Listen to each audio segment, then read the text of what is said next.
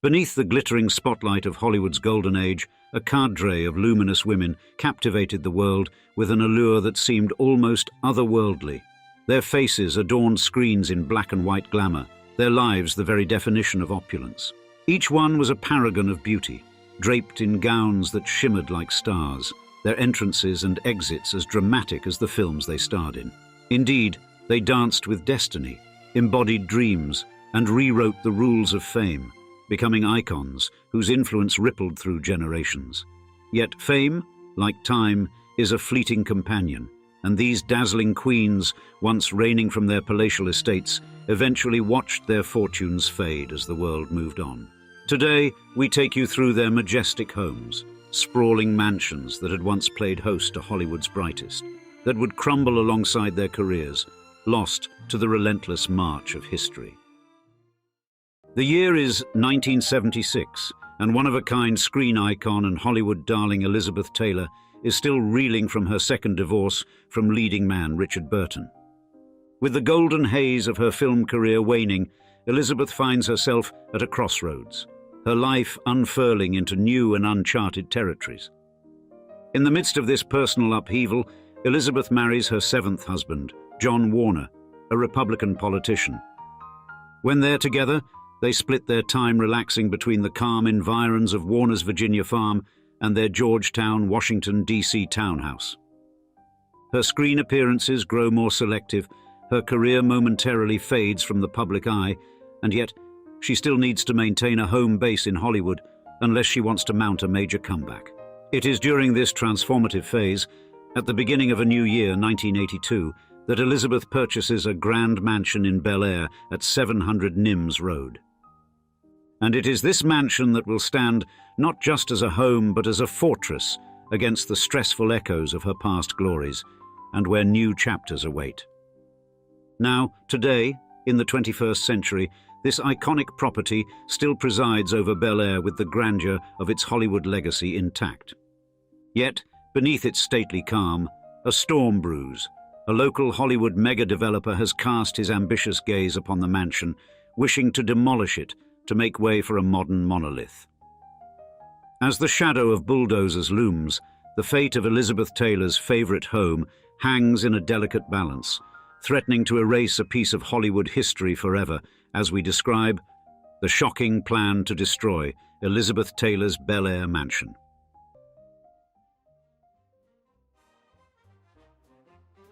In 1960, a quintessential California ranch-style house rose on the prestigious 700 Nimes Road.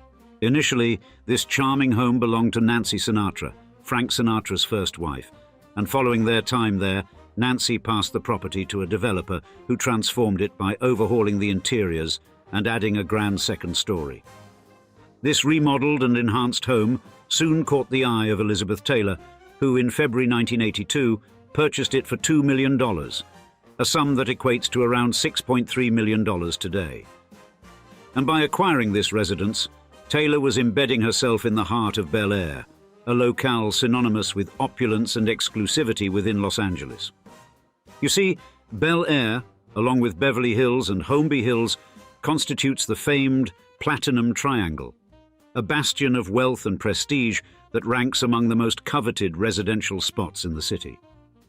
The allure of Bel Air was further solidified in the late 1970s as it became the residence of choice for Hollywood's elite, influential business magnates and the supremely affluent. Specifically, the neighborhood's charm lay in its private, expansive estates that boasted acre-sized lots, hidden away behind ornate gates and surrounded by lush greenery. This combination offered a secluded, luxurious lifestyle that was unparalleled in Southern California, and Nims Road itself held a particular appeal due to its prime position in Lower Bel Air. This location provided convenient access to the vibrant scenes of Beverly Hills and West Hollywood while retaining a serene privacy. Its winding roads and hillside properties offered breathtaking views across the Los Angeles basin, adding to its desirability. Therefore, during its illustrious era, Bel Air became home to a litany of showbiz legends, including Alfred Hitchcock, Judy Garland, and Zsa Zsa Gabor, along with a host of prominent figures from the business world and aristocratic old money families. To own a home in Bel Air was a clear indicator of having reached the zenith of Los Angeles society, and property values soared throughout the 1970s and 1980s, driven by the continuous demand for these prestigious addresses. Thus, for a celebrity of Elizabeth Taylor's stature, Bel Air was more than a home. It was a sanctuary.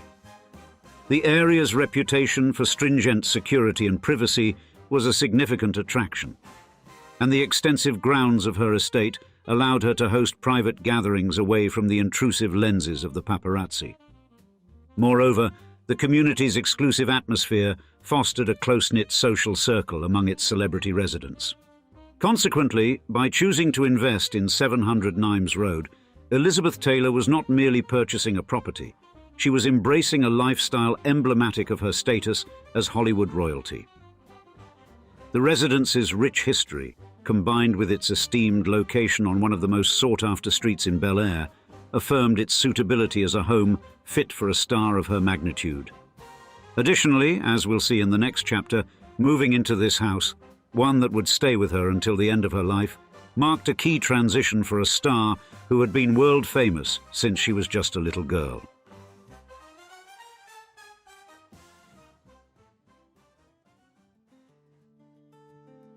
The year 1982 marked a pivotal turn in Elizabeth Taylor's illustrious life. You see, she had just triumphantly returned to the stage, starring in a revival of Lillian Hellman's play The Little Foxes, a performance that earned her critical acclaim and solidified her versatility as an actress beyond her cinematic achievements. In the same breath of this career high, she chose the Bel Air mansion, and this 7,000-square-foot ranch-style home was set to be her main residence until her death in 2011. Indeed, staying in one house for so long, for Taylor, marked a notable contrast to the transitory nature of celebrity real estate in Hollywood, where stars usually move in and out as their careers ebb and flow. The estate laid on 1.27 acres and was meticulously outfitted with 6 bedrooms, including 2 opulent master suites and 6 bathrooms. And the grounds were a monument to Taylor's love for the exquisite, featuring a bricked motor court, a resplendent turquoise swimming pool, a serene koi pond, and an enchanting English rose garden. Yet, despite the idyllic setting, Taylor's personal life during this era was soon fraught with challenges. The eventual failure of her relationship with politician John Walter heightened Taylor's feelings of isolation, and this period of upheaval plunged Taylor into a battle with depression and substance abuse, leading to a significant stay at the Betty Ford Center in 1983. This marked a crucial chapter in her life, signaling the start of her journey toward recovery and her future role as an advocate for addiction recovery services. Thus, throughout her time in the mansion, Taylor's aesthetic sensibilities prompted several redesigns of the interiors, each alteration reflecting a new phase in her personal life and career. These changes were not just updates, but reinventions, mirroring the resilience and transformation she displayed in both her public and private lives.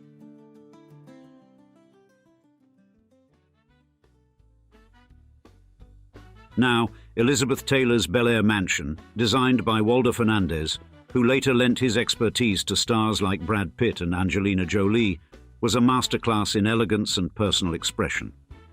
In 1984, Fernandez transformed the interiors, installing white carpets that set a serene tone throughout the space. This mansion melded opulence with intimate touches that mirrored Taylor's personal life and passions, and the walls were graced with impressionist artworks, a tribute to her father's career as an art dealer. Her gardens were a riot of roses, the very blooms that inspired her perfume line, launched in 1987, and the decor's palette of blues and lavenders mirrored the shade of Taylor's iconic violet eyes, creating a space that was a reflection of her very essence.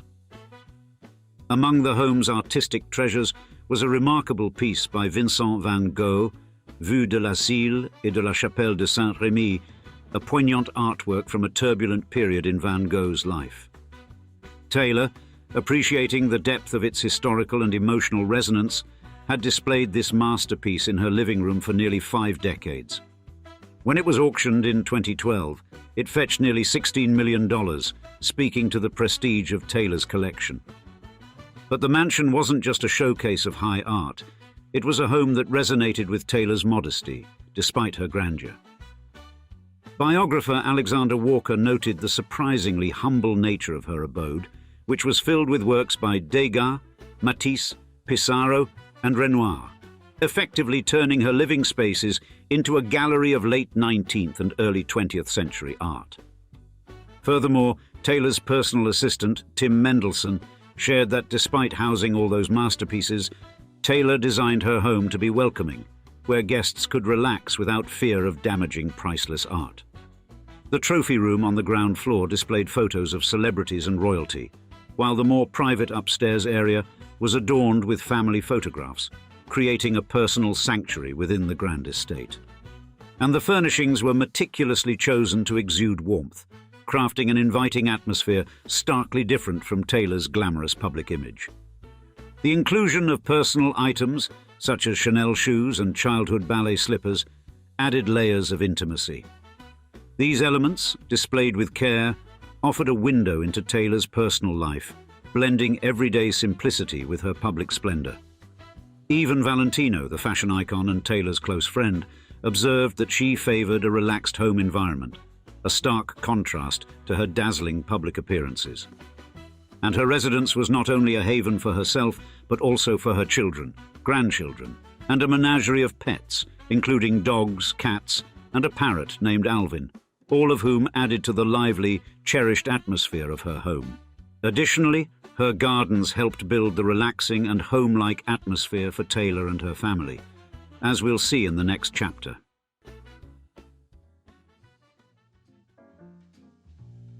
In the 1980s and 1990s, wealthy stars in Bel Air often favored ostentatious displays of luxury in their gardens, and many opted for manicured lawns, elaborate water features, and exotic plant collections that required extensive maintenance. Palm trees, citrus groves, and Mediterranean-inspired landscaping were common, reflecting the area's climate and the desire for a resort-like atmosphere. Taylor's approach, however, was distinctly different. Her garden, meticulously designed by Nicholas Walker, aimed to recreate an authentic English herbaceous border, a nod to her British roots.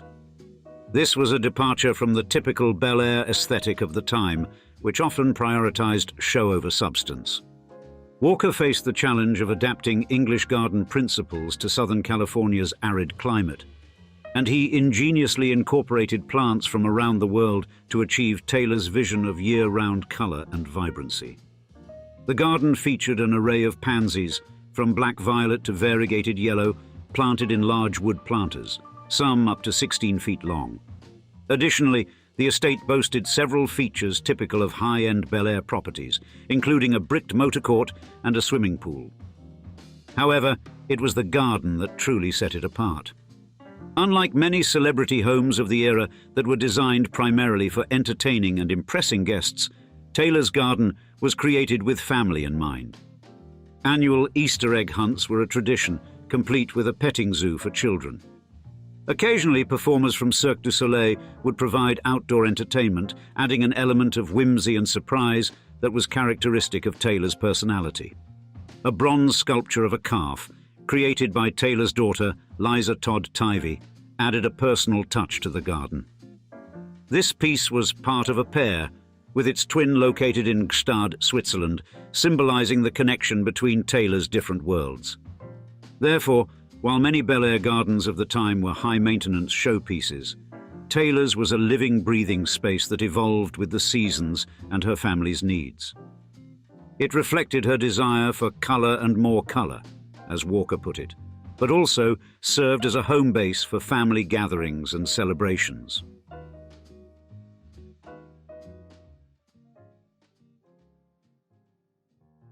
By the early 1990s, the illustrious career of Elizabeth Taylor had gracefully pivoted from the cinematic expanse of Hollywood to the more intimate screens of television.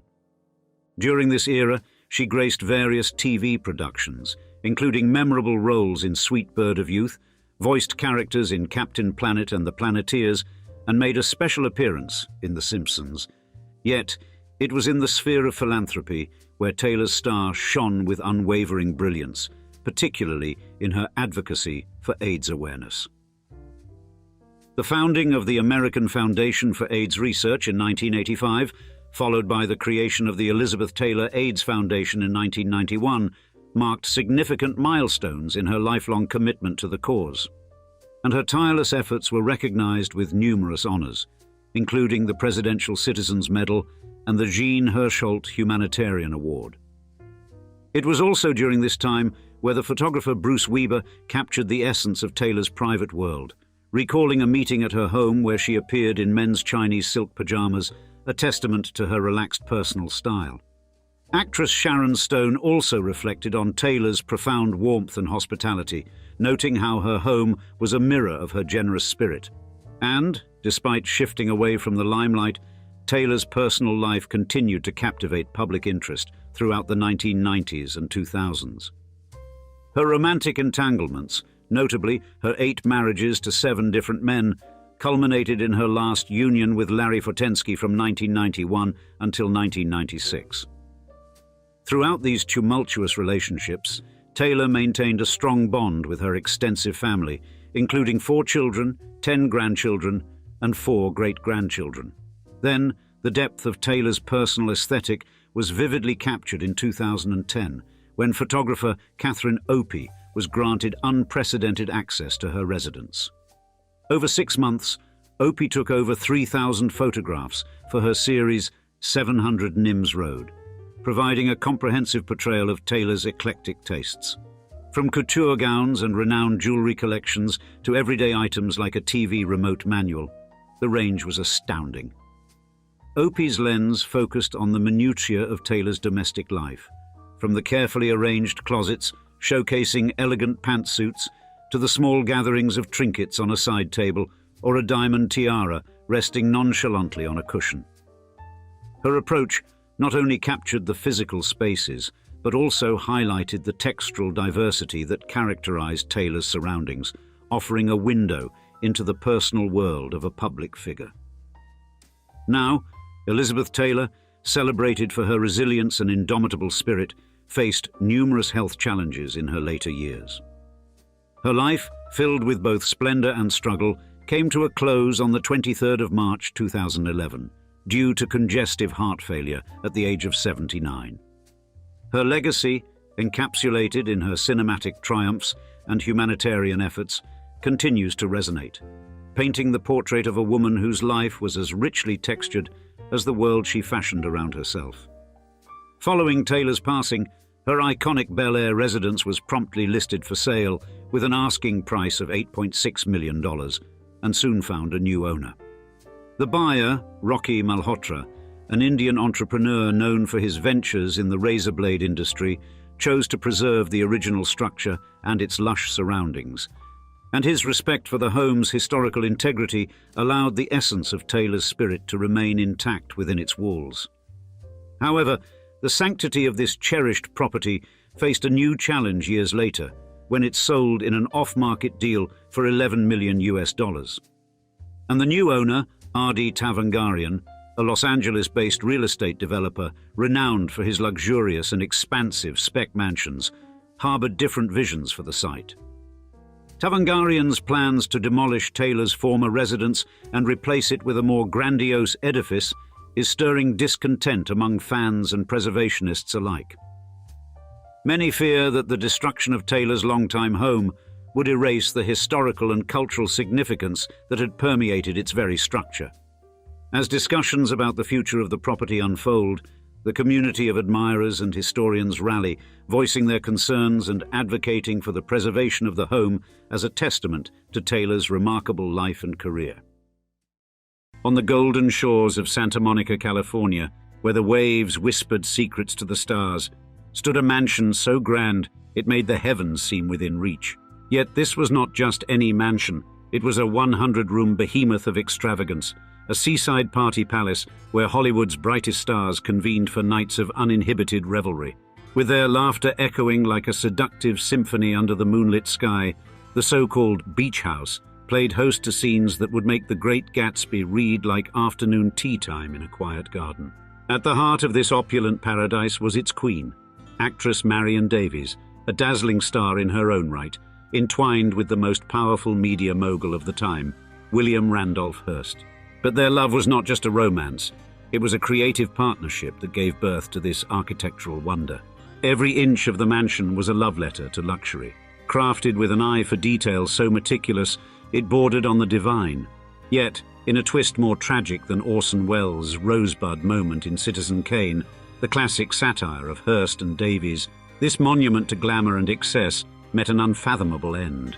As the golden age of Hollywood faded into the shadows of World War II, this iconic home to luxury fell to the cold, unfeeling hand of the market and was turned into a parking lot, of all things.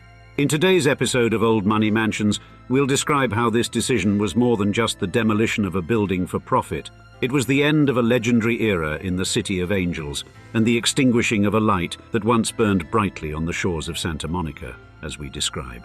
Why Los Angeles' most luxurious mansion was demolished. Born on the 3rd of January 1897 into a close-knit family, Marion Cecilia Duras, who would become the illustrious Marion Davies, early years were a blend of familial warmth and personal challenges. Her father, Bernard J. Duras, a distinguished lawyer and judge, and her mother, Rose Riley, a devoted homemaker, provided a nurturing environment for Marion and her siblings. Despite battling a stutter, Marion's resilient spirit propelled her to leave school and step into the limelight of show business. As a teenager, Marion embarked on her theatrical voyage, joining the ranks of chorus girls. Inspired by her sister Raina, who had adopted the stage name Davies, Marion too embraced this persona, stepping onto Broadway's glittering stages. Her early career saw her star in the 1917 film Runaway Romany, marking the beginning of a dazzling journey in the entertainment industry. Soon thereafter, Marion's fate intertwined with that of William Randolph Hearst, the fabulously wealthy newspaper tycoon, during her stint in the Ziegfeld Follies. Captivated by her charm, Hearst pledged to elevate her to stardom, establishing a production company dedicated to her craft, and under his patronage, Marion flourished, gracing over 45 films with her presence. However, Marion's ascent was not without its shadows. The untimely demise of film producer Thomas Ince at a party on her lover William Randolph Hearst's yacht cast a pall over her career in 1924. Despite this, Marion continued to captivate audiences, becoming a silent film icon. And off the camera, Marion's heart was as golden as her on-screen personas. Her philanthropy, especially towards children's causes and aspiring actors, mirrored the generosity of her spirit. In 1924, her star shone brightest as theatre owners crowned her Queen of the Screen. Now, Marion and William Randolph's shared creative vision soon culminated in brainstorming a grand mansion in Santa Monica in 1926.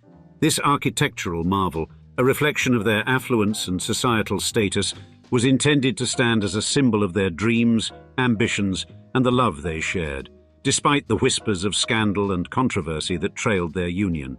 Thus, in 1926, Marion Davies and William Randolph Hearst were poised on the cusp of architectural history as they sought the perfect architect for their Santa Monica mansion. Amidst heightened anticipation, they breathlessly searched for an architectural visionary capable of encapsulating their love, influence, and the golden era of Hollywood in a landmark that would transcend time, and soon enough, they would find one. In the radiant panorama of Santa Monica's architectural landscape, the inception of the Marion Davies mansion in 1926 marked the beginning of a remarkable era. Envisioned as an icon of grandeur and sophistication, its genesis was entrusted to architect Julia Morgan, a luminary in creative design at the time. Morgan, celebrated for shattering glass ceilings in a then predominantly male-dominated field, had an impressive portfolio of over 700 structures. And her design ethos, characterized by meticulous attention and hands-on involvement, set a high bar for architectural excellence. The mansion's patron, William Randolph Hearst, helped choose Morgan for Davies, drawing on their prior collaboration at the illustrious Hearst Castle. The Santa Monica venture was therefore a further embodiment of Hearst's architectural aspirations, mirroring his deep engagement in the creation of his own San Simeon estate. Now Morgan's architectural blueprint was a masterstroke of elegance and opulence, melding a sprawling 100-room mansion with an exquisitely designed marble pool. Without a doubt, this majestic estate was conceived to be the crown jewel of Santa Monica's Gold Coast, a hub for the Hollywood elite and a nexus for social gatherings of the highest order. Next, the groundbreaking in 1927 heralded the construction phase, intertwining Hearst's vision with Morgan's architectural acumen. This collaboration, although fraught with challenges, was a confluence of Hearst's detailed oversight and Morgan's unparalleled focus on precision, culminating in a resplendent symbol of their combined genius. Creatively, the mansion's architectural narrative wove together Art Deco and Mediterranean motifs, playing out a symphony of styles. The interior echoed the splendor of the Art Deco movement, featuring a bespoke nightclub that exuded the era's chic and glamour. In contrast, the exterior resonated with Georgian revival influences, showcasing a balanced amalgamation of classical proportions and ancient Greco-Roman aesthetics. Further, the Mediterranean inspiration was palpable in the mansion's expansive layout, reminiscent of a luxurious villa and strategically positioned on a 5-acre oceanfront plot. And it boasted amenities befitting an empress, over 100 lavish rooms, tennis courts, guest houses, and an ornate marble swimming pool, all resonating with the aura of Hearst's and Davies' distinguished tastes. Now, the interior design, completed in 1929, was a canvas for Davies' preferences, adorned with Tiffany chandeliers and treasures from Hearst's European sojourns. After the completion of the building's construction phase, Marion Davies and William Randolph Hearst soon stood on the cusp of unveiling their architectural masterpiece in Santa Monica. The air buzzed with anticipation for the grand opening, a lavish affair set to redefine opulence. Yet, beneath the surface, a question still lingered in their minds. Would the crème de la crème of Santa Monica and Los Angeles embrace the mansion's artistic and cultural splendors, or would their grand vision fall short of the glittering societal expectations? Unveiled with much fanfare in the 1920s by media magnate William Randolph Hearst for actress Marion Davies, the affectionately titled Beach House swiftly became the epicenter of Hollywood's glamorous rendezvous. And Marion Davies, stepping into the mansion, quickly embraced her newfound role as the toast of Hollywood's high society. Indeed, the Beach House, under her stewardship, instantly transformed into a haven for the who's who of Tinseltown. And these gatherings held within these walls were not just parties, they were the epitome of exclusivity and elegance, drawing the crème de la crème from various industries, with Hollywood's brightest stars always in attendance. At the heart of these lavish festivities was the dining room, repurposed as a celebratory sanctum dedicated to the grand soirees hosted by Davies. The walls and windows, adorned with large-scale photographic scrims, served as silent narrators of the high life. They would showcase an array of A-list guests and snapshots of Davies herself, often captured in joyous moments with her beloved Hearst. And during the early 1930s, Santa Monica found itself in a transformative phase. The city, having enjoyed the nationwide prosperity of the 1920s, saw its population more than double from 15,000 to 32,000. However, the Great Depression struck hard, plummeting employment figures to a mere 1,000 by 1933. Through this economic turmoil, the Davies mansion remained an unyielding beacon of festivity and resilience, its parties continuing unabated. And the mansion's influence on Santa Monica's cultural fabric was undeniable.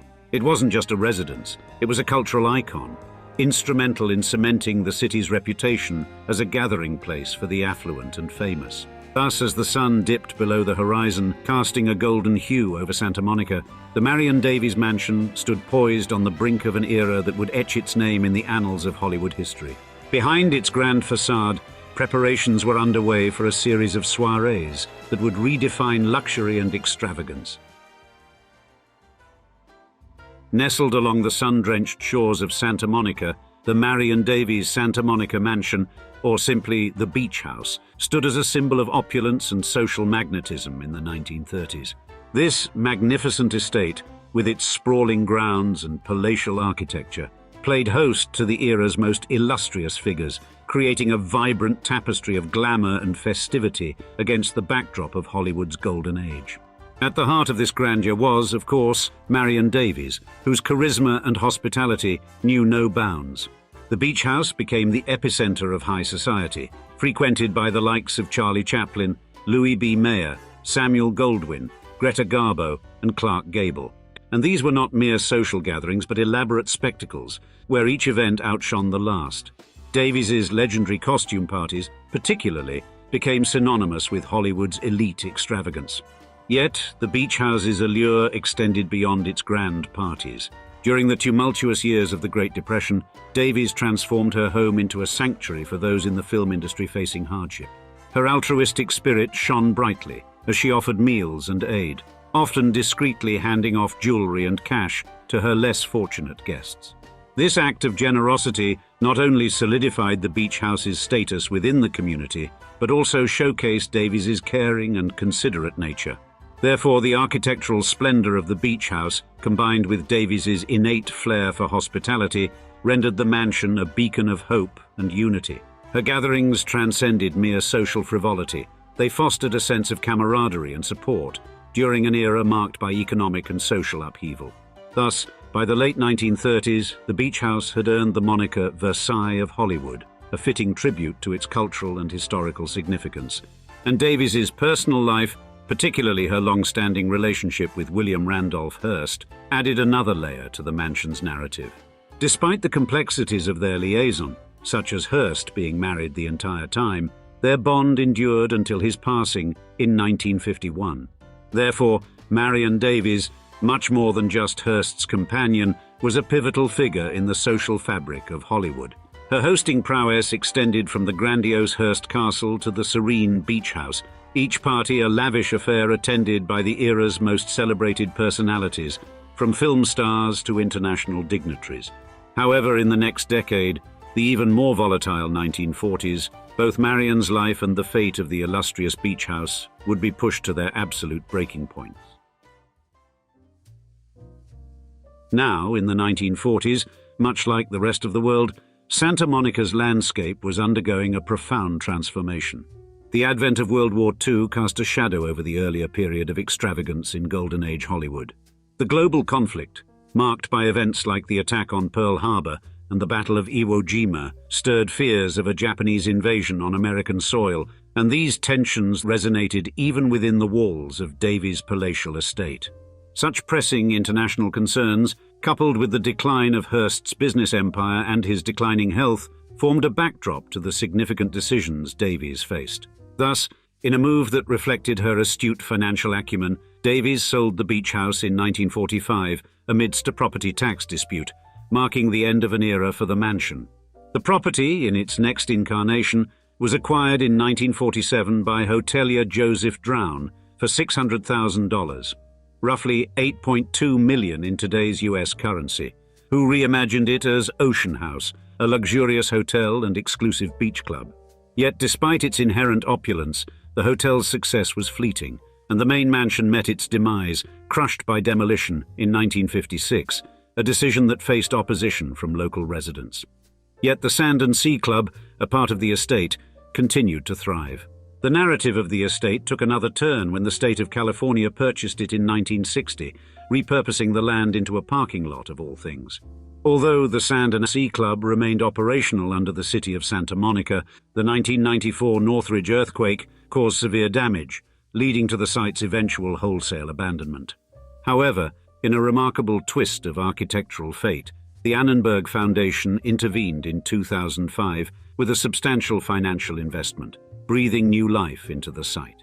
This led to the birth of the Annenberg Community Beach House at Santa Monica State Beach in 2009, a laudable partnership between the Annenberg Foundation, California State Parks, and the city of Santa Monica, realized at a cost of approximately $30 million. Today, the site retains only the guest house and the main pool from its original architecture, serving as poignant reminders of its storied past. But the Annenberg Community Beach House stands as a harmonious blend of historical reverence and contemporary function, a public space that not only offers stunning ocean views, recreational facilities, and event spaces, but also symbolizes the evolution of the property from a private enclave to a communal treasure. Indeed, This transformation from a private mansion to a public haven encapsulates the fluid nature of architectural history and cultural memory in Los Angeles.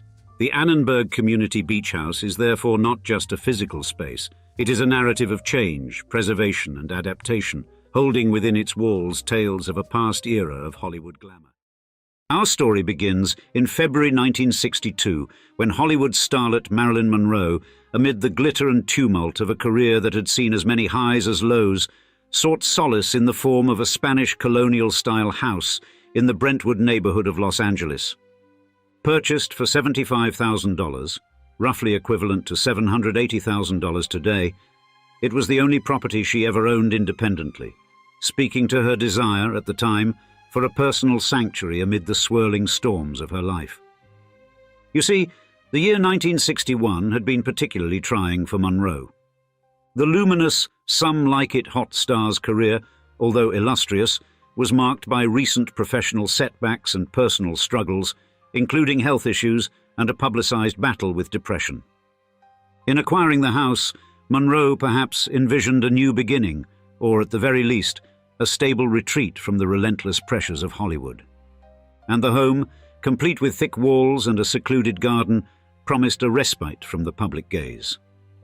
In a move that would prove eerily prophetic, she had the Latin phrase cursum perficio, "My journey ends here," placed above the front door, an echo of her longing for finality and peace. Thus, tragically, Monroe's time in her beloved home was cut short, and she lived there for only 6 months before her untimely death, in this very house, from a drug overdose on the 4th of August 1962. Over the years, the property would see numerous owners and renovations, each altering its character, yet the essence of its tragic former owner lingered. Fast forward to July 2023, and the house, purchased for $8.3 million, despite its storied past, now has new owners who are vigorously fighting to demolish the historic structure to expand their adjacent estate. It's a move that has ushered in massive legal battles and sparked debates over the preservation of Hollywood's tangible links to one of its most iconic stars. In today's episode, we'll first share with you a full tour of the home, complete with a room-by-room analysis. Then, we'll take you through a few other notable homes of Marilyn Monroe's, before wrapping up with a full breakdown on whether the home itself will indeed be demolished, as we describe why Marilyn Monroe's iconic mansion could be demolished.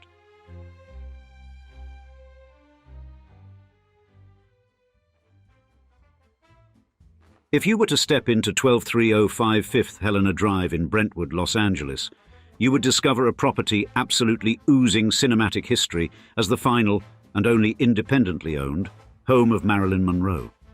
Constructed in 1929 and acquired by Monroe in February 1962, this one-story hacienda-style residence stands as an iconic representation of Spanish colonial revival architecture, exuding rustic allure alongside elegant simplicity.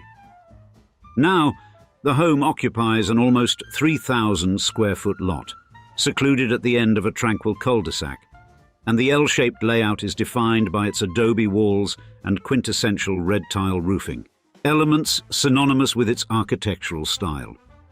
The entrance leads into a welcoming living room with vaulted ceilings crafted from wooden beams and planks. This design choice emphasizes the natural beauty of the materials, fostering a warm, inviting atmosphere, and the room is further enhanced by a fireplace, its surround adorned with tiles personally selected by Monroe during her visits to Mexico. Naturally, Monroe's influence permeates every corner of the residence. Her choice of Mexican furniture, art, and tiles infuses the home with a deep sense of authenticity and personal connection. And these selections resonate particularly in the dining room, repurposed by Monroe as a den, which features built-in cabinetry and a wooden beam that often served as a backdrop for her photographs. Now the kitchen, extensively remodeled during Monroe's residency, melds functionality with flair. Originally equipped with a quaint breakfast nook, the kitchen retains the original positions of key fixtures like the stove and hood, preserving the historical integrity of Monroe's modifications. Going further, the master bedroom, A serene escape offers direct access to the lush backyard and its kidney-shaped swimming pool. This room, equipped with its own fireplace and an exterior door relocated during renovations, provided Monroe with a peaceful retreat. And the house, initially with 2 bedrooms, also included a dedicated telephone room, reflecting the necessities imposed by Monroe's celebrity status during the 1960s. Outside, the grounds feature a distinctive swimming pool and a citrus grove, areas where Monroe enjoyed leisurely afternoons with her poodle. And the pool area, largely unaltered, offers a historical view into her private life at the residence. An additional structure on the property, a small guest house, was under renovation by Monroe at the time of her passing. And this space, now integrated with the main house, has expanded the living area and enhanced the home's overall functionality. And yet, this home was merely the culmination of a life imbued with a highly cultivated sense of style, architectural subtlety, and interior design. In the next chapter, we'll compare and contrast this home, Marilyn's final abode, with the other residences she lived in over the course of her iconic life.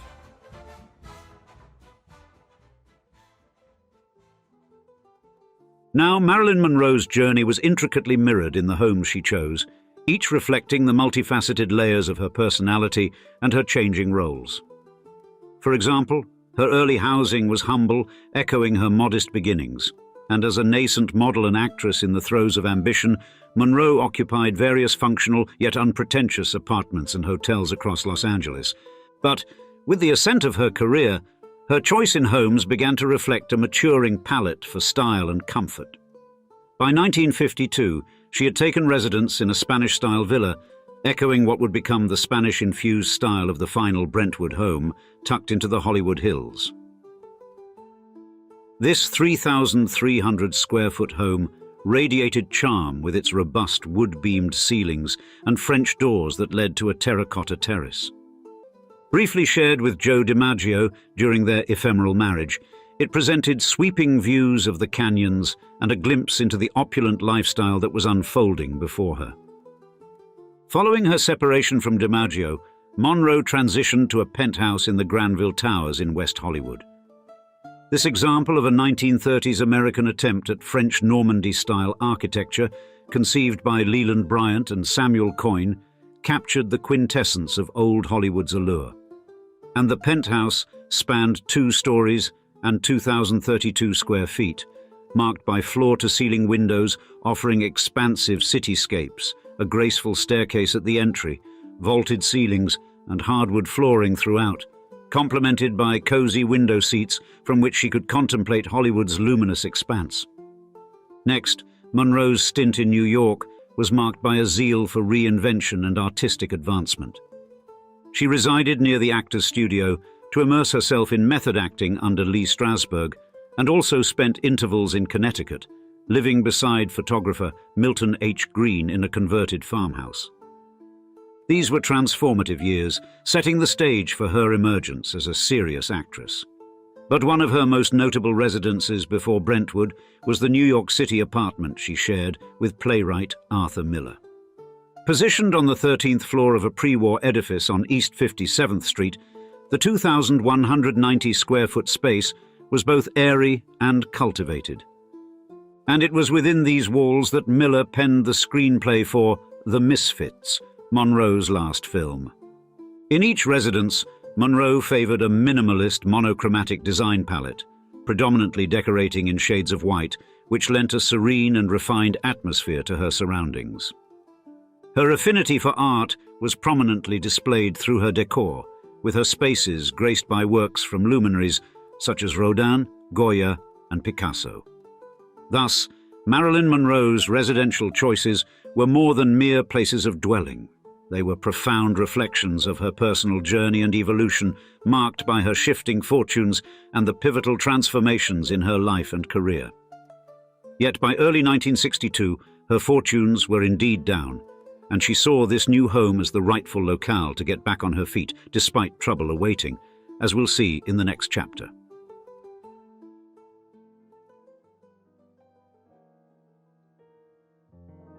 On the evening of the 4th of August 1962, Marilyn Monroe's vibrant life came to a tragic halt within the quiet walls of her Brentwood home at 12305 5th Helena Drive, Los Angeles. Earlier that day, despite her hectic schedule, which included a photo session with Lawrence Schiller and casual conversations with friends over the phone, Marilyn's life seemed as glamorous as always. In the home with her were her housekeeper, Eunice Murray, and publicist, Patricia Newcomb, both of whom were part of her closely knit circle. Tragically, late that night, Eunice Murray discovered Marilyn lifeless, a scene that marked a poignant end to her storied life. Following the icon's untimely departure, her cherished Brentwood residence swiftly became a beacon for curiosity and nostalgia. The house was enveloped in a flurry of interest, receiving at least 6 purchase offers the day after her demise. The Nunez family ultimately won the bidding war in 1963, acquiring not just the house, but also its contents, which they later auctioned off in 1997. And as the 1960s unfolded, the surrounding Brentwood neighborhood where Marilyn had lived began to evolve. Originally a quiet suburban area, it started drawing wealthier residents and celebrities, charmed by its seclusion and closeness to the heart of Los Angeles. The Brentwood Country Mart emerged as a favored haunt, offering quaint shops like a bakery, meat market, and deli, adding to the community's charm. San Vicente Boulevard blossomed into a hub of activity with small businesses that enhanced the local vibe. Furthermore, architecturally, Brentwood saw significant transformations during this era. Known for its Spanish colonial, much like Marilyn's last home, Georgian revival, and Tudor homes from the 1930s, the area began embracing the sleek lines of modernist architecture. Enclaves like Crestwood Hills showcased the work of architects such as Richard Neutra and A. Quincy Jones, who designed homes that blended beautifully with the natural surroundings. And as decades passed, Brentwood's allure only grew. The 1990s saw a spike in population and development, with new residential areas springing up around amenities like the Shadow Lakes and Deer Valley golf clubs. Gated communities like Carmel Estates further enhanced its reputation as an exclusive and sought-after locale. As the new millennium unfolded, Brentwood experienced a robust economic surge, characterized by a flurry of activity in both residential and commercial construction. In 2008, the opening of the streets of Brentwood further enhanced the area's appeal, introducing an outdoor lifestyle center that provided upscale shopping and dining experiences tailored to the affluent locals. The economic vitality of the area continued to strengthen throughout the 2010s, with housing developments frequently showcasing properties priced from the mid-500,000s to over $1 million, often equipped with extensive upgrades. And architectural innovation remained a cornerstone of Brentwood's appeal. The neighborhood boasted several modernist gems, such as the Warwick Evans House, designed by Frank Lloyd Wright Jr., and the Barrington Residence, a pinnacle of ultra-modern architecture that redefined luxury. These homes, typically secluded behind lush hedges and secure gates, offered the privacy and exclusivity demanded by Brentwood's affluent residents. Yet, beneath this veneer of moving from strength to strength as one of Los Angeles' most sought-after neighborhoods, in the last decade, Brentwood has played host to one of the most ferocious historical preservation battles in LA's history over the very Marilyn Monroe Brentwood mansion we've been discussing.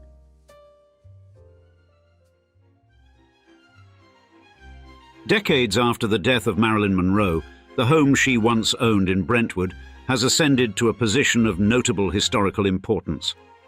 A symbol of the Hollywood legend's personal life and status, this property recently became the center of a high-profile preservation debate.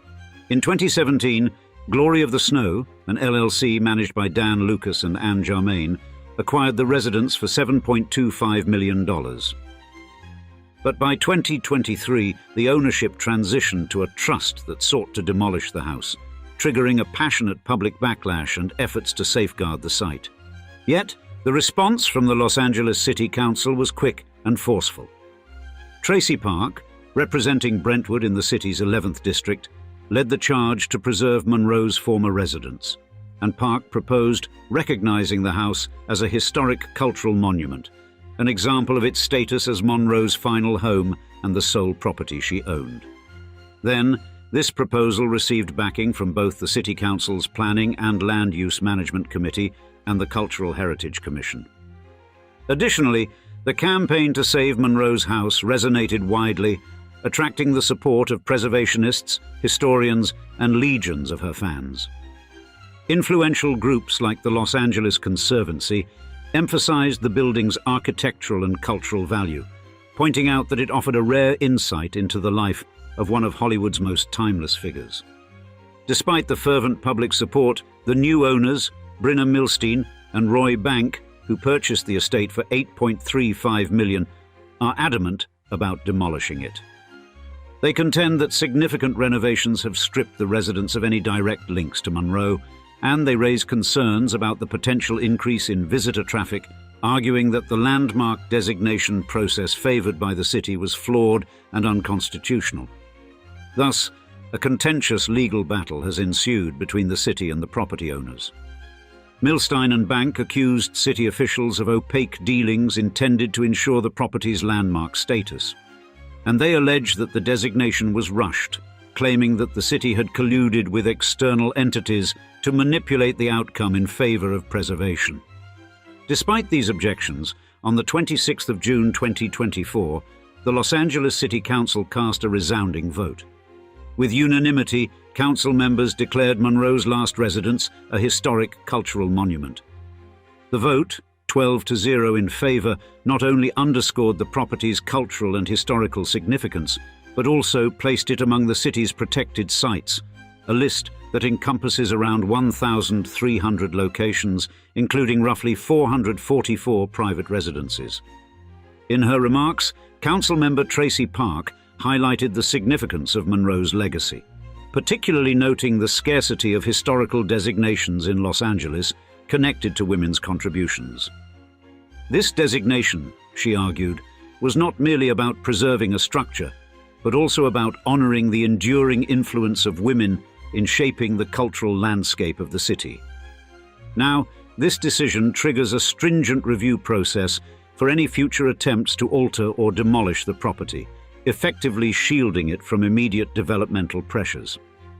Nonetheless, the contention surrounding the house is far from resolved. Milstein and Bank are pushing forward with their legal challenge against the city's decision.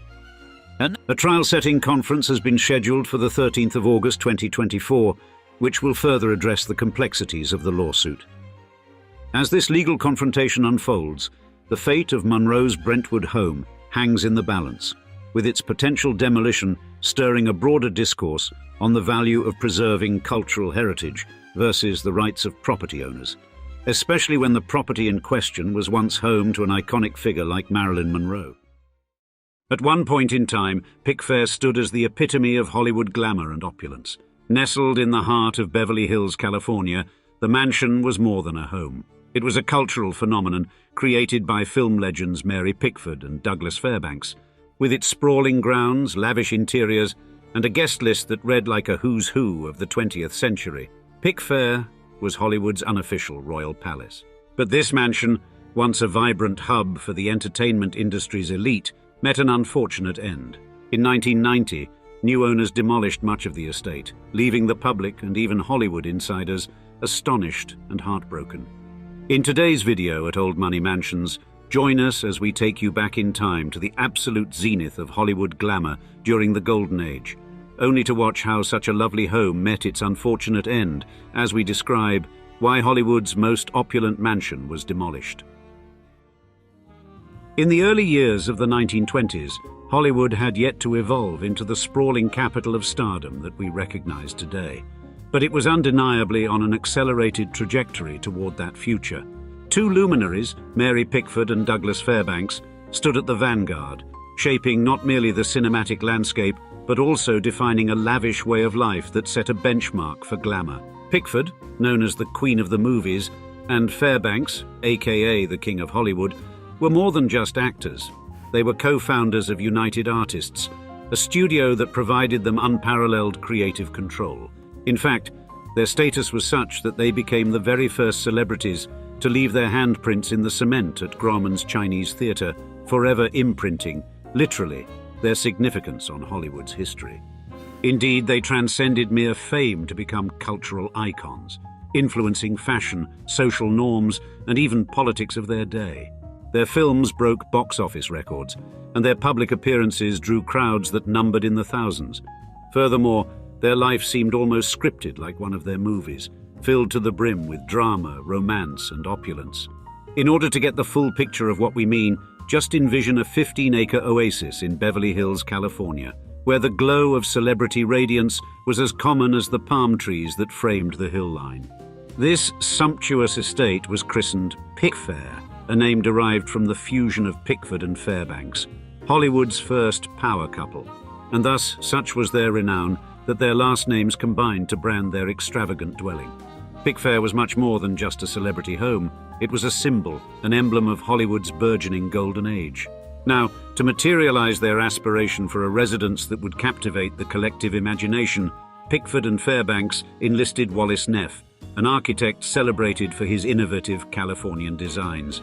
Prior to Pickfair, Neff had already made a name for himself with various residential masterpieces like the O'Neill House, also in Beverly Hills, and the Edwin D. Neff House in San Marino, among others, each a showcase of his unique aesthetic that combined Spanish colonial and Mediterranean elements. So, for Pickford, Neff yet again would work his magic to transform an unassuming Spanish colonial revival dwelling into an awe-inspiring mansion filled with grandeur. The home's interior was a study in sophistication, featuring exquisite leaded glass windows, elaborate parquet flooring, and celestial-themed murals adorning the ceilings. Structurally, two elegant wings framed the mansion, complemented by an L-shaped porch and a tasteful copper roof, detailed with ornate ironwork. But Pickfair was, additionally, a realm of lavishness and innovation. Beyond the expected amenities like stables and tennis courts were some unexpected delights: a Western saloon and what was considered the first in-ground pool in Los Angeles. Douglas Fairbanks reportedly even had an underground jogging track for his more private physical endeavors. And Mary Pickford seized the opportunity this paradise provided to conduct a pioneering bikini photoshoot on the premises in 1922. Now, the living room served as the opulent core of the household, adorned with 18th century art and antiques. Items from the collections of Countess Rodesno and Lord Leverhulme added to the grandeur, along with Louis XVI furniture. And Mary Pickford herself seemed to personify tranquility as she sat on a couch covered in sumptuous Chinese damask silk. Their collective interest in international culture also turned their mansion into a museum filled with Asian treasures, such as intricately carved rhinoceros tusks and a silver urn from the King of Siam.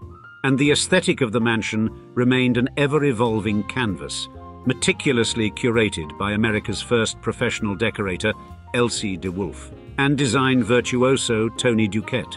The exterior was equally enchanting. Adorning the property were flourishing orchards and intricately landscaped gardens, a hallmark of opulent Hollywood estates in the 1920s. Cypress and olive trees dotted the landscape, while fragrant blooms of lavender and jasmine infused the air with their intoxicating scent. Fountains and sculptures provided not only visual grandeur, but also an aura of tranquility that was designed to transport visitors into a realm of fantastical beauty.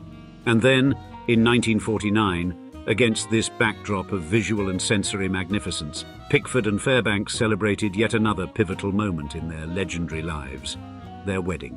An affair of extraordinary glamour, it was an event befitting Hollywood royalty. The guest list was an assemblage of the era's most luminary figures, including Charlie Chaplin, the Barrymores, and other silver screen legends. Therefore, the ceremony was more than an exchange of vows. It was a celebration that epitomized the very essence of Hollywood sophistication and artistry. In this manner, Pickfair was never a static entity, but rather an evolving symphony of style and taste. However, their wedding was just the tip of the iceberg in a long history of star-studded moments at Pickfair, and there was so much more to come as Hollywood royalty descended on this modern palace-like abode. Indeed, in the roaring 20s, the epicenter of Hollywood's effervescent social scene was unquestionably the Pickfair mansion. Likened to America's Buckingham Palace by none other than Lord Mountbatten, Pickfair transcended being merely a residence. It was a cultural phenomenon. As Beverly Hills Mayor Will Rogers humorously noted, his principal task was essentially directing people to Mary Pickford's house. Now, what made Pickfair an irresistible draw wasn't solely its architectural splendor or its aesthetic grandeur, but its role as a social vortex that attracted a dazzling array of talents and intellects. The estate's dinner parties were the stuff of legend, boasting an enviable guest roster that ranged from cinematic giants like Charlie Chaplin and Harold Lloyd to monumental personalities like Albert Einstein and President Franklin D. Roosevelt. When you walked through the grand entryway, you weren't just stepping into a house, you were entering a circle of influence that extended well beyond the film reels. And in the midst of laughter echoing through gilded halls and crystal glasses clinking in festive toasts, there was an undeniable energy in the air. This was the pulse of a new, burgeoning America, a nation being shaped and represented by Hollywood glamour epitomized by Pickfair. An invitation to this hallowed space was more than just a social courtesy. It was a confirmation that you had earned your place among the influential elite. Yet, like all things subject to the fickleness of time and fortune, the allure of Pickfair would begin to diminish as the 1930s approached. In fact, the decline paralleled the waning film careers of Mary Pickford and Douglas Fairbanks. Their once idyllic love story, which had been a cornerstone of Hollywood mythology, eventually disintegrated with their divorce in January 1936, and what had once been a haven for the cultural elite morphed into a haunting relic of a dissolved union. This marital dissolution marked not just the end of a relationship, but signaled the mansion's transition from social hub to a muted echo of its former glory. Though the architecture remained, the vibrant social life that once pulsated through its rooms became a fading memory. While Mary Pickford continued to inhabit the estate with her third husband, Charles "Buddy" Rogers, the vibrancy and social magnetism of Pickfair under her previous marriage never resurfaced. Thus, as the 1930s drew to a close, a palpable stillness replaced the erstwhile buzz of extravagant social gatherings at Pickfair Mansion. The subsequent 1940s saw the iconic estate transform into a haven of solitude for Mary Pickford, who deliberately withdrew from public life following her divorce from Douglas Fairbanks. This transformation was more than a personal decision. It served as a reflective lens, capturing the fading luminance of Hollywood's golden age. Therefore, this period of seclusion was emblematic of more extensive shifts within Hollywood itself. Tinseltown's landscape was morphing. The star system that once reigned supreme was gradually yielding to fresh faces and emerging styles. Mary Pickford, one of the last enduring symbols of the past era, found herself increasingly adrift from a Hollywood undergoing dynamic transformation in the 1950s. The mansion underwent nuanced but meaningful renovations, striking a judicious balance between historic preservation and modern adaptation. Indeed, despite her seclusion, Mary Pickford discerned the imperative to bring her cherished home into a new age. It was as if she aimed to keep the mansion's spirit intact, even as she permitted it the room to evolve and adapt to a changing world.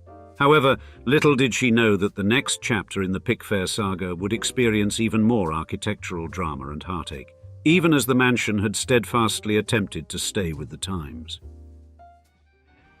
As the 1960s dawned, Pickfair Mansion found itself navigating the same uncertain waters that were sweeping through Hollywood at large. This period heralded a new chapter of ownership, as Mary Pickford and her third spouse, Buddy Rogers, distanced themselves from Hollywood's buzzing epicenter. The estate's cultural resonance dwindled, but didn't entirely fade away. The 1970s further accelerated the mansion's descent, paralleling the diminishing aura that had once surrounded it. With Mary Pickford's passing in 1979, Pickfair became vacant, transforming into a mute emblem of its past grandeur. The quietude that enveloped the mansion echoed far and wide, resonating through a film industry that had long shifted its focus elsewhere. Sadly, Pickfair was no longer Hollywood's vibrant core. It had become a muted observer to its own rich history. During these years, Pickfair also became the focal point of public auctions, magnetizing a motley crowd of inquisitive spectators, history enthusiasts, and memorabilia collectors. These auctions served as a closing chapter to the era that Pickford personified, signaling the conclusion of Hollywood's most golden epoch, However, surprisingly, the 80s ushered in a renewal, initiated by the acquisition of the mansion by Los Angeles Lakers owner Jerry Buss for a sum of $5.4 million, or roughly equivalent to $20 million today. Initially viewed as merely a savvy real estate investment, the estate soon unveiled its historical weight to its new proprietor. Faced with a dilemma, either demolish the dilapidated structure for fiscal efficiency or invest in its historical restoration, Buss opted for the latter. Throughout the decade, the Buss family capitalized on Pickfair's storied legacy, hosting profitable fundraisers and infusing the estate with a renewed sense of purpose and vitality. For Jerry Buss, and subsequently his daughter Jeannie, the intrinsic value of Pickfair came into sharp focus upon discovering Mary Pickford's Oscar still in place, a mute yet compelling homage to the home's filmic heritage. More than any other element, this unearthing highlighted the estate's invaluable position in the annals of Hollywood history. However, even finding relics such as one of the first Oscar trophies couldn't stop what would happen next. In 1988, the Pickfair estate, a historical nexus of Hollywood glamour, underwent another change of ownership. The new custodians were Israeli tycoon Meshulam Riklis and his spouse, American actress and singer Pia Zadora. Acquiring the estate for $6.7 million, their purchase immediately set off warning signals in the Hollywood circuit and far beyond. Initial declarations about forthcoming renovations quickly yielded to the grim realization that the couple had divergent intentions for the iconic property, and on the 22nd of April 1990 emerged as a date of communal grief for both Hollywood and its chroniclers. On this day, much of the Pickfair mansion was razed, igniting a vehement public backlash. Observers mourned the demolition of a monumental building that had once housed Mary Pickford, Douglas Fairbanks, and other iconic personas. Douglas Fairbanks Jr. himself publicly expressed his consternation, asking why the couple would purchase the mansion just to dismantle it. Initially, Pia Zadora cited the mansion's dilapidated condition and termite infestation as the main reasons for its destruction. Yet years later, she would divulge an additional rationale, the belief that the estate was haunted. In her defense, the haunting rumors around Pickfair ironically dated back to its original owners themselves, Mary Pickford and Douglas Fairbanks. The couple reportedly saw the spirit of a female servant multiple times during their time living in the house. Even after Pickford's death, her second husband, Buddy Rogers, claimed to have seen the ghost of a woman in white, whom he believed to be his wife. And according to Pia Zadora, by the time they had arrived, her family experienced strange occurrences, such as Pia's young daughter screaming at night, claiming that a woman was staring at her in the bedroom. Thus, the paranormal activity at Pickfair was said to have played a significant role in the family's decision to level the prominent piece of Hollywood history. Regardless of the actual motives, the leveling of Pickfair signified a jarring detachment from Hollywood's history, effectively cutting off an invaluable cultural and historical artery. Soon enough, the parcel of land that once bore a historical emblem sprouted a new Venetian-style edifice, its modern architecture standing in conspicuous contrast to the original Pickfair's historical allure. While the demolition had already fermented discussions about preservation versus modernization, this newly constructed mansion seemed to amplify those tensions conspicuously. Now serving as a venue for Unicom Global's various professional activities, the new structure embodies a tension between past and present. Despite its state-of-the-art amenities like a gym and disco room, it remains perpetually under the spectral influence of its storied predecessor. Vestiges of the original, such as the gates, kidney-shaped pool, and a two-bedroom guest wing, linger as eloquent reminders of an earlier epoch, subtly challenging the mansion's contemporary grandeur. Therefore, although the original Pickfair no longer exists, its cultural imprint upon Hollywood's collective memory remains deeply etched. Conversations initiated by its destruction continue to echo, compelling us to grapple with intricate dilemmas surrounding the valuation of history versus advancement. Take a second and imagine you've been placed in a time machine and whisked away to live the sumptuous life of an A-list star during Golden Era Hollywood. As you decide how to spend your Saturday night in Tinseltown with your luxury-loving co-stars, you receive an invite to meet up with a few actors and actresses at Hollywood's most luxurious hangout, the Garden of Allah Hotel. And when you arrive, you are instantly captivated by the sprawling Moorish architecture and lush tropical gardens that seem more like a mirage than reality in the Los Angeles heat. Stepping into the lobby, the scene is alive with the glamorous elite. There's legendary leading man Humphrey Bogart sharing a joke with the ever-charismatic Errol Flynn, both leaning casually against the grand piano. Nearby, Marlene Dietrich and Greta Garbo engage in a deep conversation, their legendary faces half hidden in the dim, sultry lighting. The air is thick with the fragrance of cigarette smoke mingled with expensive perfumes as jazz music softly serenades the crowd of glittering stars. Yet behind this luminous display of Hollywood's finest hour, the aura of a heartbreaking fate lingers. This vibrant sanctuary, alive with the spirit of an era that created modern celebrity, was destined to get demolished. The walls that harbored secrets, dreams, and the unrestrained joy of icons would soon be torn down, replaced by the cold anonymity of a commercial complex. In today's episode, we'll explain the history of the legendary Garden of Allah and how its destruction was not just the end of a pricey hotel, but a poignant farewell to a golden age as we describe why Hollywood's swankiest hotel was demolished.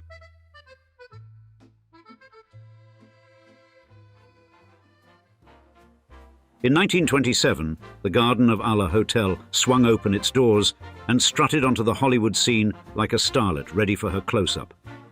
Originally the estate of silent film siren Alla Nazimova, this Sunset Boulevard haunt quickly morphed into a hotbed of glitz, glamour, and the occasional scandal, embodying the essence of Hollywood's golden age. And the hotel's Spanish-style villas, tucked amidst lush, whispering gardens and an infamous black C-shaped pool, were more than mere lodging. They were a backdrop to the lives of the stars who frequented them. Thus, from its inception, the Garden of Allah was a bastion of exclusivity, offering the crème de la crème of Hollywood's elite a secluded paradise where they could frolic away from the flashbulbs of the press. Now, with its reputation for discretion and opulence, the hotel soon became a pilgrimage site for anyone who was or aspired to be anyone in Tinseltown. And the management knew the assignment: keep the stars happy and the paparazzi guessing. Indeed, this secret source of privacy mixed with luxury ensured that a night at the Garden of Allah wasn't just a stay, it was a statement. Furthermore, the hotel's guest list read like a who's who of 20th century icons. For example, F. Scott Fitzgerald, that sharp chronicler of American excess, camped out here during his Hollywood years, penning the drafts of what would be his final opus, The Last Tycoon. And Errol Flynn, the swashbuckling Aussie with a penchant for mischief, turned the hotel into his personal playground, his antics becoming as legendary as his films. Whether by the bar or by the pool, Flynn's magnetism ensured there was never a dull moment around him. But the hotel's allure wasn't lost on the likes of Humphrey Bogart and Lauren Bacall either. Their storied romance added a dash of sweet to the cocktail of personalities that frequented the garden. The literary set found a haven here too, with Dorothy Parker and Robert Benchley spearheading an Algonquin Round Table West, where wit was the currency and laughter a given. Yet it wasn't just the literary and film elite who were drawn to the garden's enchanted environs. Musical maestros like Igor Stravinsky composed timeless pieces within its walls, while George Gershwin could be found tickling the ivories, serenading an impromptu gathering of Hollywood royalty in the lobby. Therefore, the Garden of Allah wasn't merely a hotel, it was a microcosm of Hollywood's most golden era. Under its roofs and amongst its gardens, the lines between reality and performance blurred as stars from across the art spectrum mingled, creating a melting pot of creativity. As the lights finally dimmed on the Garden of Allah and its original building was demolished, its legacy was ironically cemented in the annals of Hollywood history. Far from being just another hotel, it had served as a cultural crucible, a nexus for the era's titans, and a birthplace for the tales and scandals destined for the silver screen's lore. For, as Golden Era Hollywood gossip columnist Sheila Graham put it, "There is no place for a Garden of Allah that for one brief moment was Camelot. It was inevitable that Hollywood as we knew it and its satellite, Allah's Garden, should disappear together. How exactly did this legendary locale get its start in early Hollywood, similar to the stars it would play host to for decades? To get our answer, we'll have to roll back to the turn of the century, in the next chapter.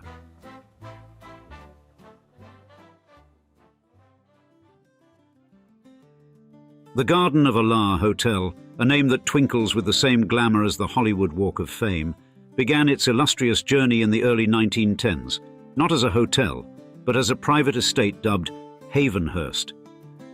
Crafted by the enterprising William H. Hay in 1913, this 2.5-acre slice of heaven at 8152 Sunset Boulevard was destined for stardom. By 1918, Alla Nazimova, a silent film star with the dramatic chops and violet eyes to match, had leased the estate, succumbing to its charms. And by the next year, she couldn't resist. She bought it outright. With a visionary's zeal, Nazimova poured a cool $65,000, equal to around $1.1 million today, into revamps, shaping her new domain into a salute to her Crimean roots, with a Black Sea-shaped swimming pool and lush, manicured landscapes. Nazimova, ever the clever hostess, then christened her revamped abode the Garden of Allah, spelled like her first name, without the letter H at the end, winking at her own name and nodding to Robert S. Hitchens' novel The Garden of Allah. And her home quickly became a magnet for Hollywood's elite, known for its heady artistic salons that attracted a colourful tapestry of guests, many from the lesbian community, buzzing with discussions on literature, philosophy, and the arts. However, as the glitter of the 1920s began to dim, so did Nazimova's financial stability. Her cinematic ventures had not paid off, leaving her cradling a wilting purse. It was then that the whispers of a new venture reached her ears. Why not turn this star-studded sanctuary into a hotel? Intrigued and desperate, Nazimova let the idea bloom into a grand plan. With the pomp of a true cinema queen, she transformed her estate in 1926, commissioning the aid of architect Frank L. Moline, whose name was already etched on some of LA's finest buildings. Together, they dreamed up the Garden of Allah Hotel, envisioning a cluster of 25 luxury Spanish Moorish villas nestled among the gardens, each a private retreat with the sumptuous allure of old Hollywood. Moline's master plan was a symphony of aesthetics and function. The famous pool retained its central cameo, around which the new villas were carefully placed to foster a sense of secluded splendor. And each villa was a fortress of privacy, with teak floors, heavy Spanish furniture, and modern amenities that included kitchenettes and bathrooms, perfect for the who's who of Tinseltown craving discreet luxury.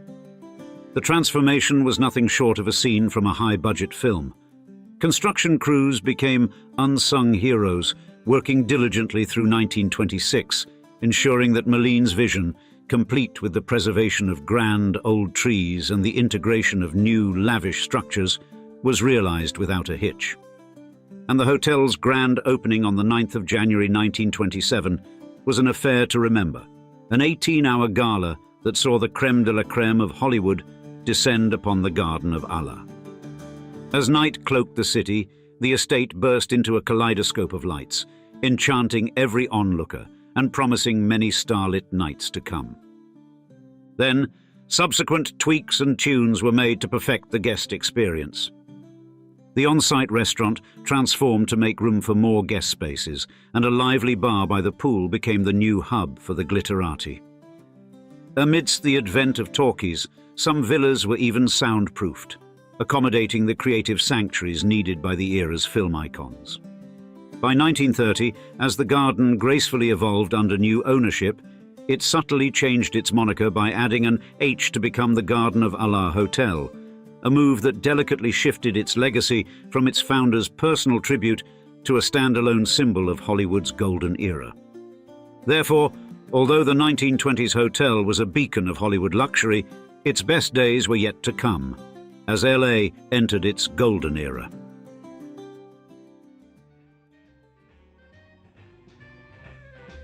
If Golden Era Hollywood's luxurious epoch could be distilled into one beguiling locale, it could arguably be the Garden of Allah Hotel. Throughout the 1930s, this charming oasis not only provided a sumptuous backdrop for Tinseltown's glitterati, but also functioned as the social nucleus of a burgeoning film industry. Located conveniently near the major studios, yet securely tucked away behind lush greenery, the garden offered a sanctuary where luminaries could cavort with abandon under the Southern California sun. In an era shadowed by the Great Depression, the hotel emerged as a glamorous enclave where hedonism was not just a pastime, but a fine art. The verdant grounds and quaint villas of the garden became scenes of storied soirees and furtive romances. Imagine the tableau: Humphrey Bogart with a cigarette dangling from his lips, Errol Flynn's rakish grin lighting up the garden paths, and Greta Garbo's enigmatic presence by the infamous pool, a magnet for spontaneous revelry. And this iconic watering hole wasn't merely a playground for movie stars. It was a crucible of creative alchemy. Here, the wits of New York's Algonquin Round Table, led by the sharp-tongued Dorothy Parker and the ever-droll Robert Benchley, found a West Coast roost. And the literary elite's infusion into the hotel's fabric elevated its prestige, making it a pulsating bridge between East Coast intellectualism and Hollywood's burgeoning glamour. So, what was it about the garden that made it such fertile ground for creativity? Perhaps it was the informal mingling of minds by the poolside, where composers like Igor Stravinsky could exchange notes with screen sirens, or in the bar where a struggling F. Scott Fitzgerald might find inspiration for his next screenplay amidst the clink of glasses. Furthermore, as the world spun into the 1940s, engulfed by the turmoil of World War II, the garden's allure did not wane, unlike many places in America. Instead, it adapted, becoming a beacon for those in the throes of wartime anxiety. Gloria Stewart, of later Titanic fame, epitomized this era, turning her residence into a culinary haven where scarcity was defied with lavish dinner parties that often morphed into fervent brainstorming sessions. These gatherings, rich with the aroma of rationed delights, sowed the seeds of numerous Hollywood classics. Therefore, in Golden Era Hollywood, this A-list haven wasn't just a hotel, it was a microcosm of the industry itself. Yet, in the post-war years, as America changed rapidly from depression to optimism and the baby boom generation began, the Garden of Allah began to be seen as old hat, and trouble was afoot.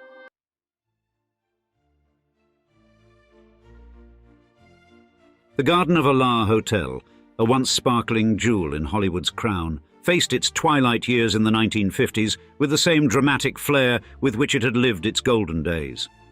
Once the heartbeat of Hollywood's social whirl, the garden began to wilt under the weight of a changing industry and shifting cultural mores.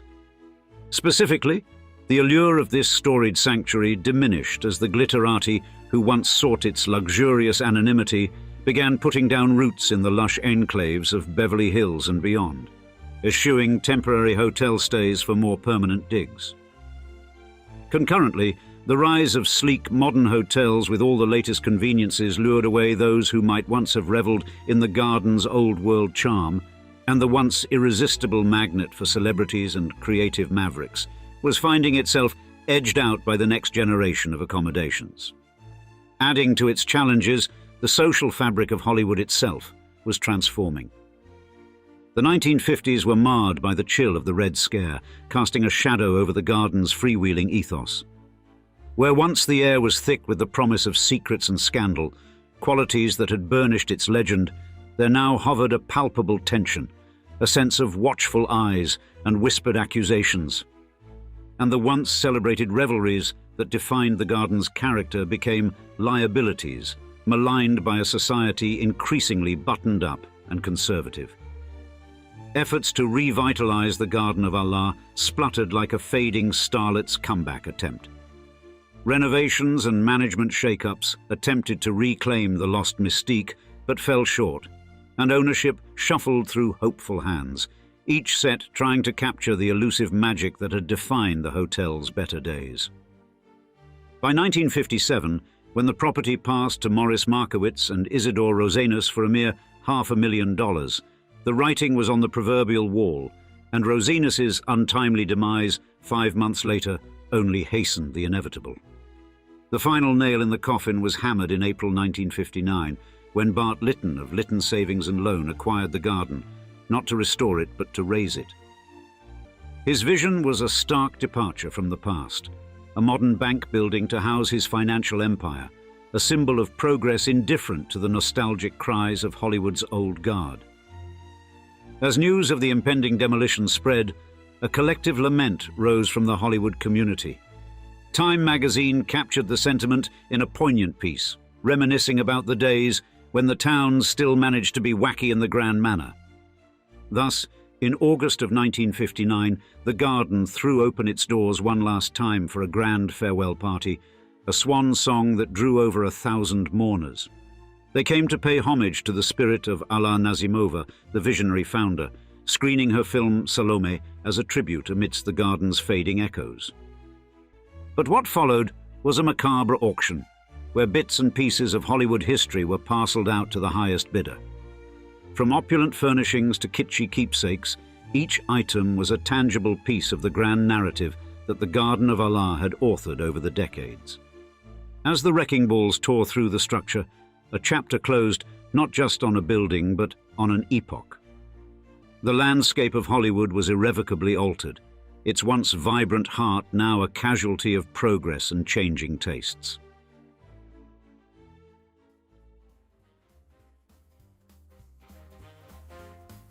In 1960, the iconic Garden of Allah Hotel gave way to the modern silhouette of the Lytton Savings Building, marking a significant transformation along the Sunset Boulevard skyline.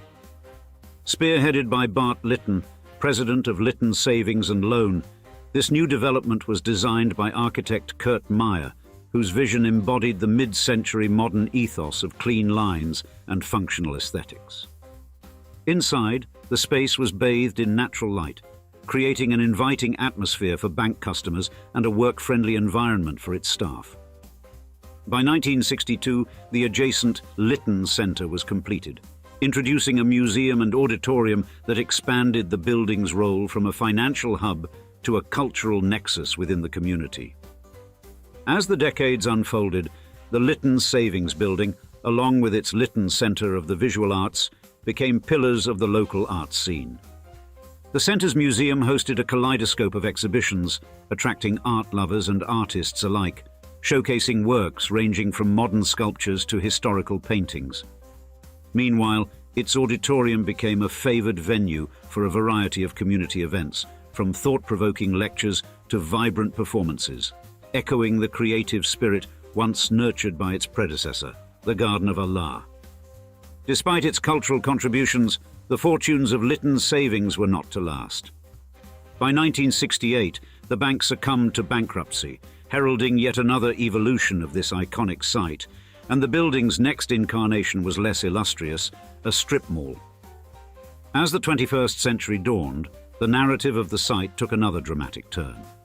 The early 2010s brought proposals for a new mixed-use development by none other than the celebrated architect Frank Gehry. This project, while promising revitalization and urban renewal, sparked a contentious debate among preservationists and developers.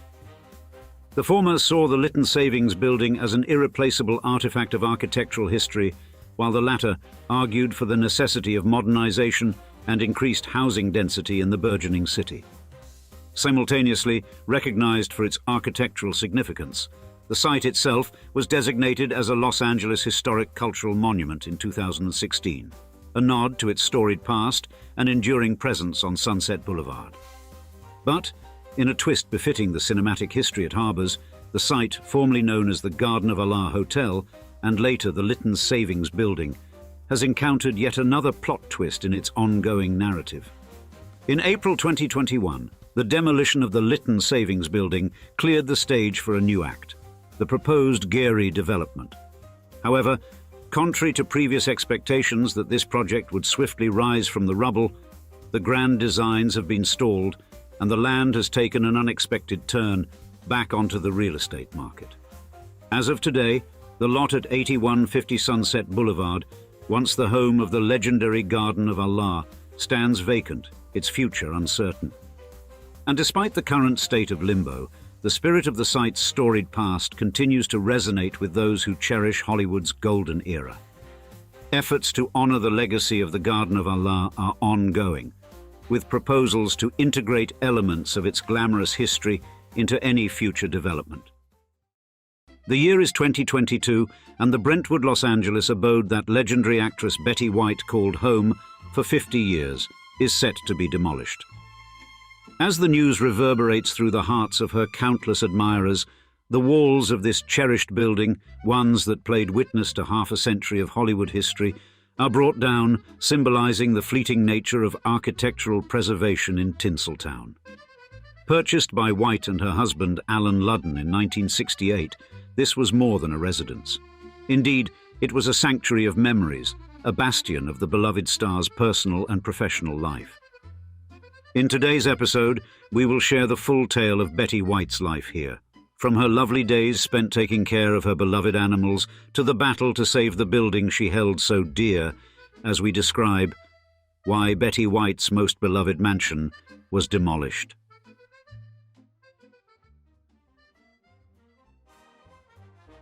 Betty White's Brentwood home, a colonial-style gem in one of Los Angeles's most coveted enclaves, was where the beloved actress, together with her husband, game show host Alan Ludden, called home for a half-century, starting in the 1960s. Now spanning 3,000 square feet, the home, built in the 1950s, occupies a generous 3/4 of an acre, a delightful mix of expansive serenity and seclusion. And the living room, a nucleus of the home's charm, was where Betty's natural flair for hosting shone. This space, a blend of understated elegance and warmth, invited both lively gatherings and quiet evenings with her beloved dogs. Plush sofas and armchairs, arranged around a grand fireplace, created an atmosphere that was both sophisticated and inviting. And the room's warm, neutral palette, soft creams and earthy tones, was a canvas for the abundant natural light streaming through large windows, with the intricate wood paneling basked in that sunlight, adding a layer of subtle grandeur. Now in the kitchen, a blend of practicality and style was evident, reflecting a space where Betty, renowned more for her wit than her culinary prowess, found joy in the simple rituals of tea-making and cookie-baking. The kitchen's classic white cabinetry, paired with a substantial central island, provided a functional yet cozy spot for casual meals or spontaneous gatherings. And above the island, copper pots and pans dangled with rustic charm, a nod to timeless design. Indeed, it was less about the act of cooking and more about the creation of memories, laughter echoing, the scent of baked goods wafting, and a sense of home permeating the space. Now the bedrooms were true personal retreats, each echoing Betty's penchant for comfort and individuality. The master suite, a tranquil hideaway, featured soft pastel walls and a plush king-sized bed draped in luxurious linens. Certainly, personal touches were everywhere. Family photos, career mementos, and a warmth that felt lived in rather than curated. The adjoining bathroom, with its clawfoot tub and vintage fixtures, offered a spa-like escape imbued with old-world charm. And Betty's private sanctuaries, including her study and a cozy reading nook, were filled with books and memorabilia that documented a life well lived. Built-in bookshelves groaned under the weight of literary treasures and glittering awards, while a comfy armchair by the window provided the perfect perch for a quiet afternoon of reading or simply soaking in the view of the lush gardens outside. Speaking of the gardens, the outdoor space was perhaps one of the most enchanting aspects of the Brentwood estate. A flat, grassy lawn stretched out, inviting leisurely outdoor activities, while a stone patio encircled a sparkling swimming pool, perfect for both entertaining and serene reflection. This outdoor haven undoubtedly brought joy to White, whose affection for animals and nature was well known. Thus, hidden behind secure gates, the property offered a secluded respite, ideal for someone like White, who sought tranquility away from the frenetic pace of Hollywood. In the next chapter, we'll feature why Betty White and her husband, at this point in their lives, chose this exactly idyllic locale to spend 50 years in.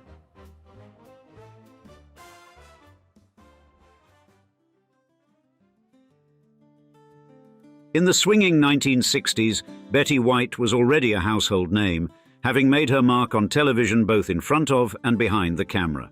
And by then, White was no longer just a rising star, but an established force who had been captivating audiences since the late 1930s. Her career, which began with radio performances, took a major leap in 1949 when she co-hosted Hollywood on television. This early exposure to live TV laid the groundwork for White to become one of the first women to produce a sitcom, Life with Elizabeth, in the early 1950s. Thus, she wasn't just breaking glass ceilings, she was practically redesigning the roof. Through the 1950s and into the early 1960s, White continued to make her presence felt across the television landscape. Whether on game shows like Password and Match Game, where her sharp wit and undeniable charm stole the show, or in her lead role on the sitcom Date with the Angels, White was the embodiment of television's golden age. By the mid-60s, she had become a staple on the game show circuit, lighting up screens with her quick humor and playful spirit on programs like What's My Line and To Tell the Truth. But White was more than just a talented entertainer. She was also a vocal advocate for social progress, championing causes like racial equality and gay rights at a time when such stances were far from mainstream.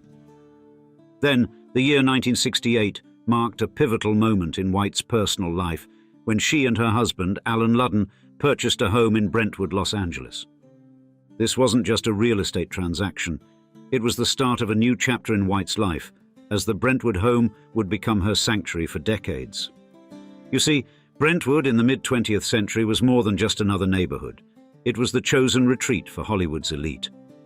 As the 1950s and 60s unfolded, Brentwood transformed into a stylish enclave, attracting the industry's brightest stars with its blend of historical charm and modern architectural marvels.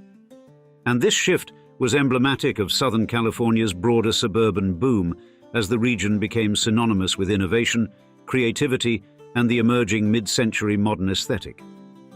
Brentwood wasn't merely keeping up with the mid-century modern movement, it was setting the pace.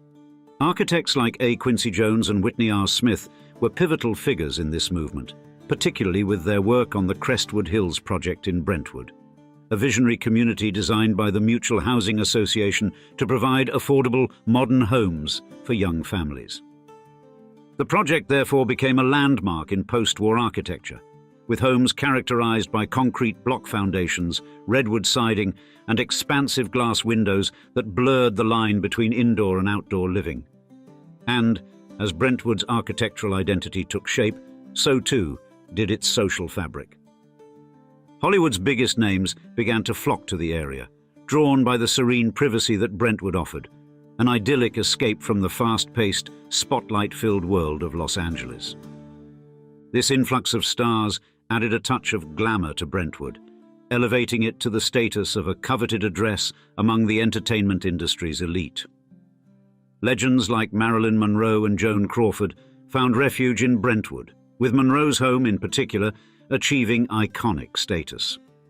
Consequently, Betty White's move to Brentwood in 1968 with her husband Alan Ludden encapsulates this perfect blend of Hollywood glamour and peaceful residential living. Their Brentwood mansion wasn't just a place to reside, it was a retreat, a sanctuary where White could escape the limelight while remaining within arm's reach of the industry that had defined her illustrious career. Moving forward, let's dive a bit deeper into what day-to-day life as a star for Betty would have been like in this home.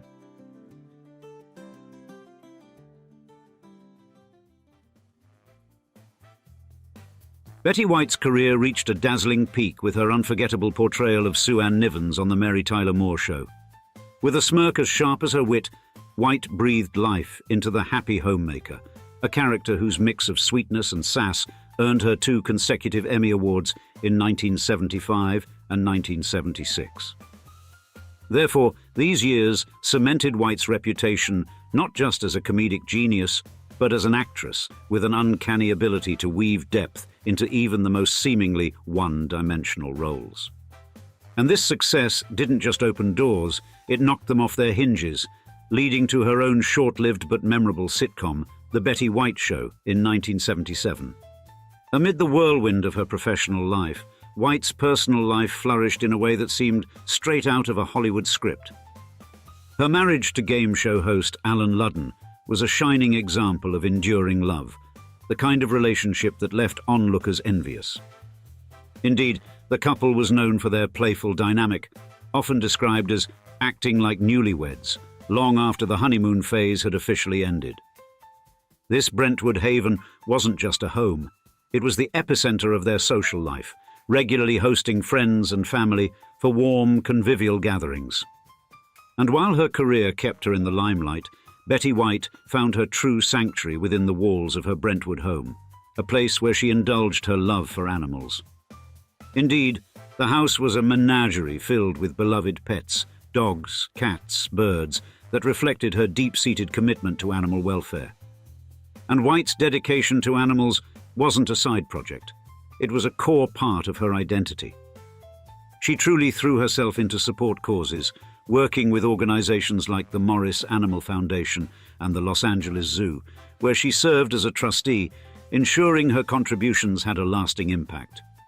Yet, in 1981, White faced the greatest challenge of her life when Alan Ludden passed away from stomach cancer, a loss that left her reeling.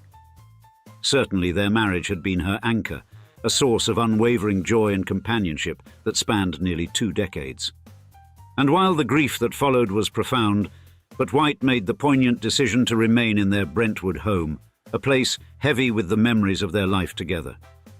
The house, which had seen so much laughter and love, became her refuge as she navigated this new chapter alone. White often spoke of Ludden with unshakable fondness, and famously remarked that after him there was no need to marry again. Her loyalty to his memory was reflected in the way she maintained their home, every room a testament to the life they had built together.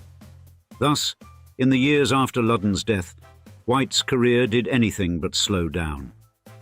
Her portrayal of Rose Nyland on The Golden Girls became iconic, earning her even more accolades and solidifying her place in television history.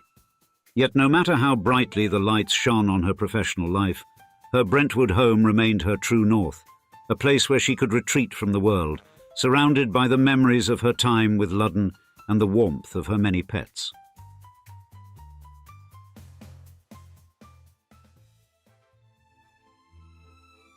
In the wake of Betty White's passing on the 31st of December 2021, her Brentwood residence became an unexpected focal point for her admirers, a site where her legacy seemed to linger even as the world moved on. Yet, by June 2022, the property exchanged hands for a notable $10.6 million, despite the somewhat peculiar stipulation that no prospective buyers were permitted to step foot inside. This was no real estate stunt. The value lay strictly in the land, with an understanding that the house itself was destined for demolition. And demolished it was, later that same year. By December, almost a year to the day after White's death, the house had been cleared, leaving behind only a few steadfast elements like the fireplaces, which were also marked for removal. The razing of the Brentwood home closed a chapter that spanned over 5 decades, during which the house served as White's retreat, her private haven away from the spotlight. Yet, in a twist that one might say is fitting for White's enduring charm, fragments of her cherished abode found new life in unexpected places.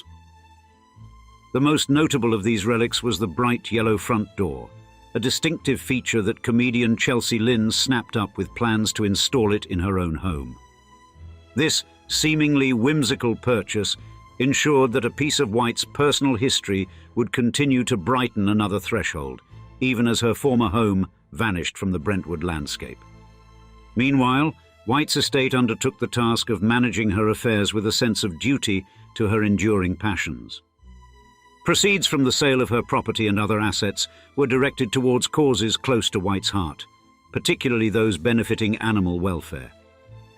True to White's lifelong dedication to animals, her estate made a substantial $150,000 donation to the Morris Animal Foundation, a gesture that kept her philanthropic spirit alive, even in her absence. And, as the Brentwood property was planned for demolition, fans of White found themselves swept up in a wave of nostalgia, turning to social media to share personal memories of the actress. Kirsten Michaelis, White's longtime assistant and the steward of her Instagram account, kept fans informed of the developments surrounding White's beloved home. As the first anniversary of White's death loomed, Michaelis shared a touching Instagram post featuring a stark image of the property, now reduced to bare ground with only the fireplaces standing sentinel, awaiting their fate. Michaelis conveyed the poignant significance of the moment, noting the emotional weight of approaching the anniversary without the familiar presence of the Brentwood house. She wrote, "This is such a busy time of year, and coming up on the anniversary of Betty's passing is hitting in ways I hadn't anticipated. Her Brentwood home is no more, save the fireplaces, which will be gone in short order." And the post triggered a wave of responses from White's devoted fans, who expressed their sorrow over the loss of such an iconic piece of her life. Some questioned why the residence wasn't preserved as a memorial, a tangible tribute to the beloved actress. However, those close to White were quick to point out that she had been fully aware of the plans for the property and had made sure that the proceeds from its sale would continue to support the causes she held dear, particularly those focused on animal welfare. As the dust quite literally settled where Betty White's home once stood, her memory continued to echo through the lives of her fans worldwide. And while the Brentwood home may be gone, the impact of White's remarkable life remains vibrantly alive.